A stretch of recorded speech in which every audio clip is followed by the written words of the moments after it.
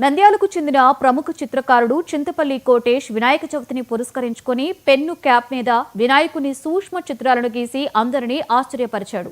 కేవలం 2 గంటల వ్యవధిలోనే క్యాప్ పై మైక్రో బ్రష్ ద్వారా వాటర్ కలర్స్ ని ఉపయోగించి 60 వివిధ సూక్ష్మ గణనాథుల్ని రూపొందించాడు.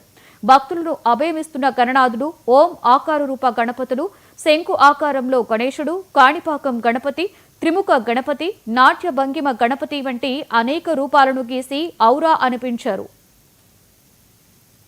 వినాయక చవితి పర్వదినం పురస్కరించుకొని ఒక పెన్ను క్యాపుపై స్వామి యొక్క చిత్రాలు, సూక్ష్మ చిత్రాలు అంటే వివిధ రూపాలతో 60 సూక్ష్మ చిత్రాలు పెన్ను క్యాపుపై వేశాను. ఈ చిత్రం వేయడానికి 2 గంటల సమయం పట్టింది. మైక్రో బ్రష్ ద్వారా వేశాను చిత్రాన్ని. గతంలో నేను ఎన్నో చిత్రాలు స్వామిపై వేశాను. అంటే 21 సంవత్సరాల నుండి నేను బొమ్మలు వేస్తున్నాను. కానీ ఈసారి మైక్రో బ్రష్ తీసుకొని ఈ విధంగా 60 సూక్ష్మ చిత్రాలు వేశాను.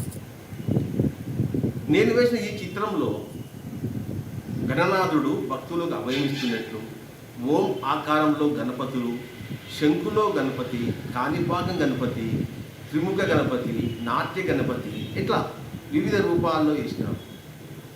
ఇన్ని రూపాలతో వేసిన గణపతిని చూసి గణేశుల వాహనమైన ఎలుక స్వామి రూపాన్ని చూసి భక్తితో మొక్కుతున్నట్టు కూడా వేశాను. విఘ్నేశునికి అనేక పేర్లున్నాయి. ప్రతి పేరుకు ఒక ప్రత్యేకత ఉంది. గణపతి, గణేశుడు, విఘ్నేశ్వరుడు, లంబోదరుడు, ఏకదంతుడు, బొజ్జ గణపయ్య, వక్రతుండ.